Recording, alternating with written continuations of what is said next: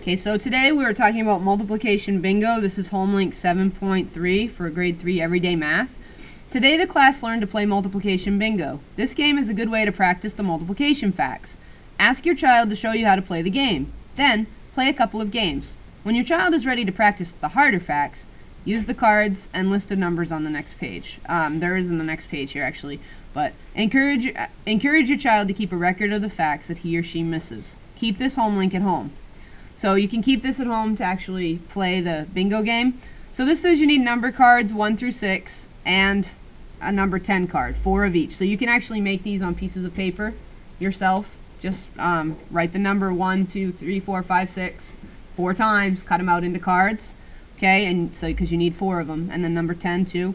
You need 8 pennies or other kind of counters. You can use rocks or paper clips or buttons. It doesn't really matter. Just something that's small enough to fit on the game mat. And this is a game mat right here for each player. And you can also make your own game mats too if you want to make them bigger or design them. You can have just 2 or 3 players. So this is what you do. You write each of the following numbers in any order in one of the squares on the game mat. So this is a list of numbers that you're going to use for the game mat here. And as the facts get harder, you can write the products of harder numbers. These are actually products, and these cards here are going to be your factors. So these are going to be your answers, and these are going to be what you multiply by. So what you do is you shuffle the number cards, you place them face down on the table, then you take turns. When it's your turn, you take the top 2 cards, and you call out the product of the 2 numbers. So if you turn over a 2 and a 3, you basically have to say 2 times 3 is... and then you would know it was 6. Okay, and if you had let's say you put the numbers on the board here, okay, just like it told you to. I'll just give you an example. You get to put them in any spot that you want.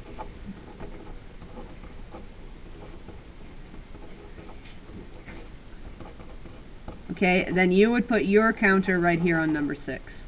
Okay, because that would be the product. That would be the answer of those. If the other players don't agree with your answer, you can check it using a calculator. Alright? If your answer is correct and the product is a number on your grid, place a penny or other counter on that number. So that's what you do. There's my penny on number 6.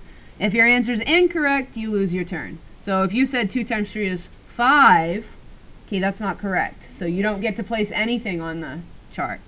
Alright? And you can't argue about that. Okay? You have to just accept it and then just try to get it right the next time.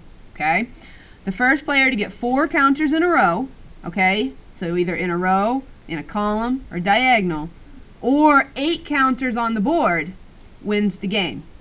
If all the cards are used before someone wins, shuffle the cards again and just keep playing. Alright, so that's basically how you play multiplication bingo. It's excellent for your multiplication practice, and you guys will have a chance to do some of that today.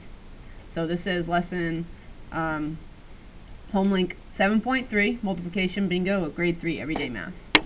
Questions?